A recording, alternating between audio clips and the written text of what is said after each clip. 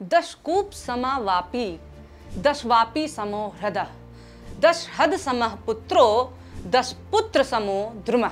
यानी कि 10 कुएं के बराबर एक बावड़ी, 10 बावड़ियों के बराबर एक तालाब, 10 तालाबों के बराबर एक पुत्र और 10 पुत्रों के बराबर एक पेड़ होता है। ये लिखा है मत्स्य पुराण में। पेड़ पौधे लगाने से अश्वमेध यज्ञ का फल मिलता है। ये लिखा है विष्णु धर्मोत्तर पुराण में। जो पेड़ पौधे लगाते हैं ऐसे लोग अपनी पिछली और आने वाली पीढ़ियों को तार देते हैं। इसका जिक्र है शिव पुराण में। जिस हिंदू धर्म में पेड़ संतान के समान माने गए, जिस हिंदू धर्म ने प्रकृति की पूजा की, जो हिंदू धर्म पेड़ों की पूजा करता है, आज उस हिंदू धर्म के स्वघोषित ठेकेदार भाजपा सरकार और मुख्यमंत्री योगी आदित्यनाथ 1,10,000 पेड़ों को कटवाने का आदेश दे चुके हैं। नमस्कार, मेरा नाम है निवेदिता शांडिल्य और आप देख रहे हैं पॉलिटिक्स। उत्तर प्रदेश में लाख से ज्यादा पेड़ कटवाने वाले लोग वो हैं जो कहते हैं कि गाय बचाओ क्योंकि वो ऑक्सीजन देती है। विज्ञान की ऐसी तैसी करके ये दावा करने वाले उन पेड़ों को कटवा रहे हैं जो ऑक्सीजन बनाते हैं और हमें जिंदा रखते हैं। ये सब किसके लिए हो रहा है? ये हो रहा है हिंदुत्व के नाम पर डीजे बजा करके हंगामा करने वालों के लिए, सड़क बंद कर देने वालों के लिए, मारपीट से लेकर के हत्या कर देने वालों के लिए ये सब कुछ किया जा रहा है। उत्तर प्रदेश में कांवड़ कॉरिडोर का निर्माण हो रहा है। क्या है ये और कितना जरूरी है जिसके लिए इस तरह का खिलवाड़ हमारे भविष्य के साथ भाजपा सरकार कर रही है? सबसे पहले इस कांवड़ कॉरिडोर के बारे में जान लेते हैं। उत्तर प्रदेश सरकार की महत्वाकांक्षी परियोजना है कांवड़ कॉरिडोर। 111 किलोमीटर का ये गलियारा बनाया जा रहा है ताकि हर साल कांवड़ यात्रा पर जाने वाले भक्तों को यात्रा में सुविधा हो सके। हर साल सावन महीने में कांवड़ यात्रा निकलती है। मीडिया रिपोर्ट्स की माने तो 2019 में लगभग 3.5 करोड़ कांवड़ियों ने हरिद्वार की यात्रा की थी, जबकि 2 से 3 करोड़ ऐसे श्रद्धालु थे जिन्होंने पश्चिमी उत्तर प्रदेश के इलाकों में मौजूद अलग अलग तीर्थ स्थलों की यात्रा कांवड़ लेकर के की थी। ये गलियारा मुजफ्फरनगर के पुरकाजी को गाजियाबाद के मुरादनगर से जोड़ेगा। 2 लेन वाला ये कांवड़ कॉरिडोर मेरठ के सरधना और जानी के इलाकों से होकर के गुजरेगा। सवाल है कि इस गलियारे के तैयार हो जाने से क्या तब्दीली आएगी? सरकारी बयानों को टटोलें तो पता चलता है कि अभी भी जो कांवड़ यात्री हैं वो दिल्ली मेरठ एक्सप्रेसवे और मेरठ के पुराने हाईवे का इस्तेमाल करते हैं। इस कॉरिडोर के निर्माण में सबसे बड़ा पेंच फंस रहा था 1,10,000 पेड़ों का, जो कि इस कॉरिडोर के बीच में आ रहे थे। पहले उत्तर प्रदेश वन विभाग और फिर केंद्रीय पर्यावरण मंत्रालय से इसकी इजाजत मिल गई कि आप इन पेड़ों को रास्ते से हटा सकते हैं। केंद्र सरकार की तरफ से हरी झंडी मिलने के बाद उत्तर प्रदेश लोक निर्माण विभाग इस पूरी परियोजना को धरातल पर उतारने की तैयारी कर रहा था। फरवरी में हिंदुस्तान टाइम्स ने इस पर एक रिपोर्ट छापी।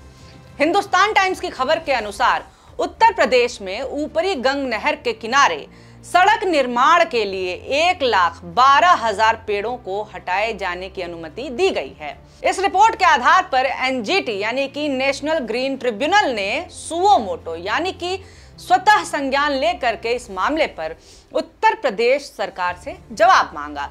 24 मई को हुई सुनवाई के दौरान पीठ ने केंद्रीय सड़क एवं परिवहन मंत्रालय को भी पक्षकार बनाने का नोटिस जारी किया था। साथ ही परिवहन मंत्रालय से जवाब मांगा कि वो ये बताएं कि इस सड़क का वर्गीकरण किन मानदंडों के आधार पर किया गया है।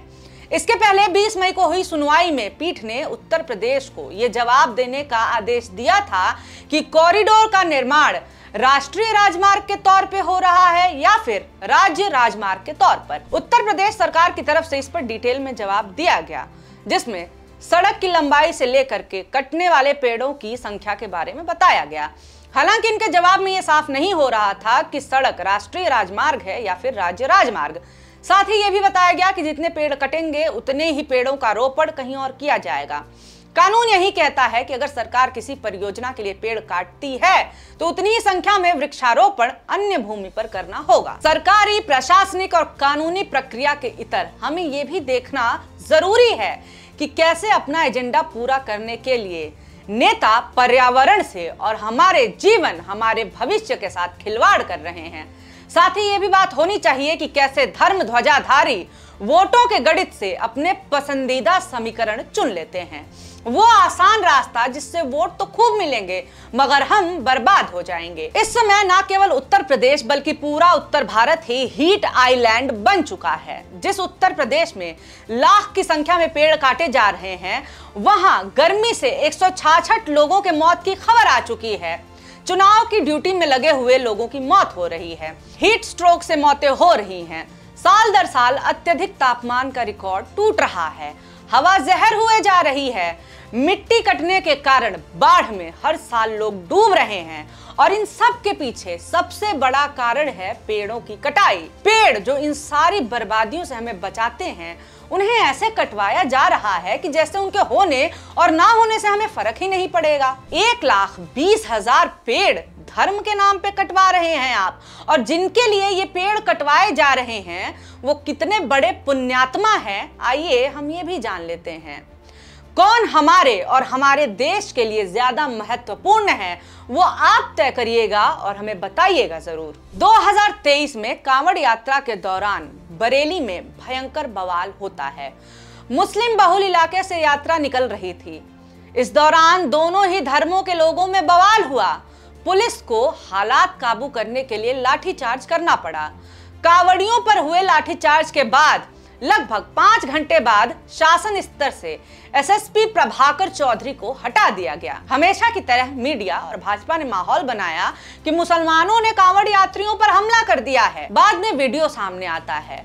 वीडियो से पता चलता है कि यात्रा में शामिल 2 लोगों ने फायरिंग की थी और इसी के बाद लाठीचार्ज की नौबत आई थी। पिछले ही साल कांवड़िए हरिद्वार में एक कैब ड्राइवर को खूब पीटते हैं और इसके बाद से खबर चलाई जाती है कि कैब ड्राइवर मुसलमान था और कांवड़ियों को टक्कर मार रहा था, इसलिए कांवड़ियों ने इसे मारा। यानी कि मुसलमान है तो उसको पीटना जस्टिफाइड है कांवड़ियों का। पूरी सड़क पर नियम कानून तोड़ते हुए कांवड़िए मुसलमान समझ करके लोगों से मारपीट करते हैं। 2022 की बात कर लें, एक सेना के जवान की हत्या होती है।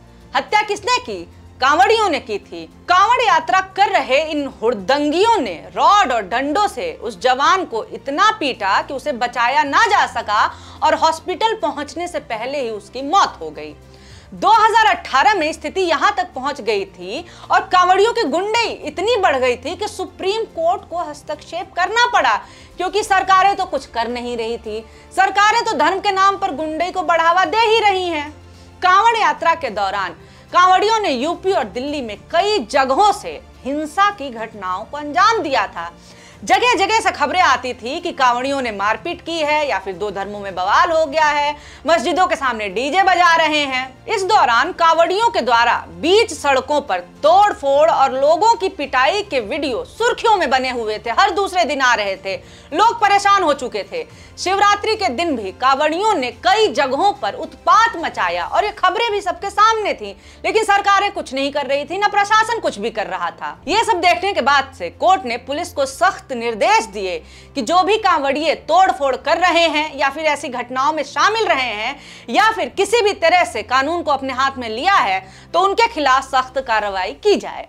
हालांकि सुप्रीम कोर्ट ने आदेश तो दे दिया, लेकिन सुप्रीम कोर्ट के आदेश के बाद भी ना पुलिस सख्त हुई और ना ही प्रशासन। सत्ता में बैठे नेता तो हुड़दंग करने वाले इन कांवड़ियों पर फूल तक बरसाने लगे। अधिकारी हेलीकॉप्टर से फूल बरसा रहे थे। ये अभी केवल इक्का दुक्का घटनाएं मैंने आपको बताई हैं। हर साल आम लोग सड़क से लेकर गलियों में कांवड़ यात्रा के नाम पर अभद्रता झेलने के लिए मजबूर होते हैं।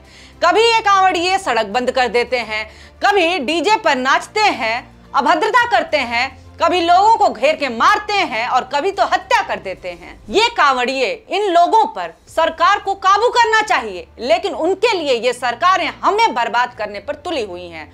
अब ये आपको तय करना है कि ज्यादा जरूरी कौन है, ये कांवड़िए या फिर हमारे पेड़।